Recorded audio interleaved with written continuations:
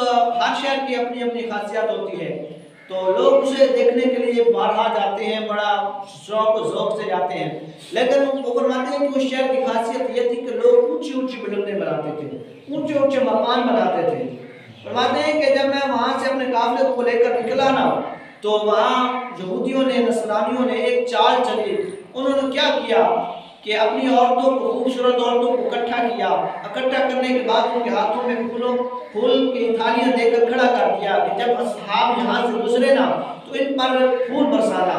جناب والا سنیے گا، وہ یہ چاہتے تھے کہ کہیں ایک بھی اصحابی ان کی طرف نظر اٹھا کر دیکھے گا، ان کی نظر ان کی طرف پڑے گی، وہ ان کی طرف میل ہو جائے گا، ان کی طرف ان کا رغبت ہو جائے گی، وہ ان کی طرف ہو جائے گا، وہ ایمان سے خارج ہو جائے گا، وہ آقا جو اس کے سینے میں عشق مصطفیٰ ہے اس سے فارغ ہو جائے گا۔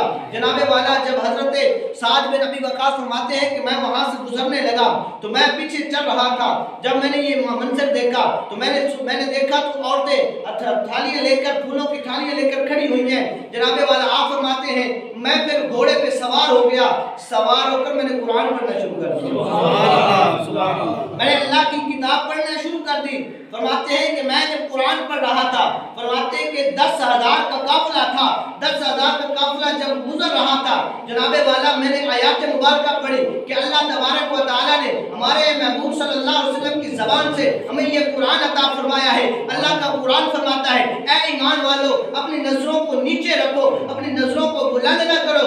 جناب والا فرماتے ہیں کہ جب قرآن صحابہ کرام کے سینے پہ پہنچا، دل پہ پہنچا، 10,000 کا قافلہ گزرا، سب کی نظریں نیچے جھکی ہوئی تھی، کسی نے اوپر نظر بلند کر کے نہیں دیکھا۔ سبحان اللہ، سبحان اللہ۔ اور بڑا مشکل ہوتا ہے یہ کام۔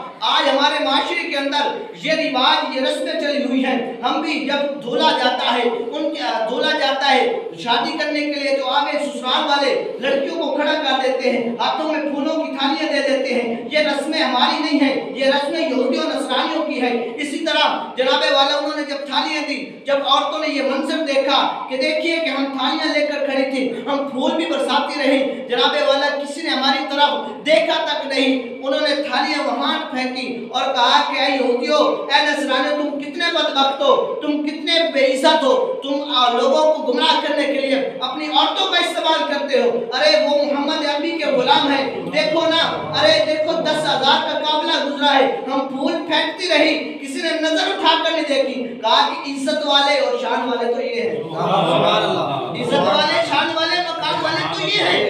جناب والا ساری جتنی بھی عورتیں کھڑی ہوئی تھی اس بلڈنگ پہ، ساری کلمہ پڑھ کر مسلمان ہو گئی۔ سبحان اللہ، سبحان اللہ۔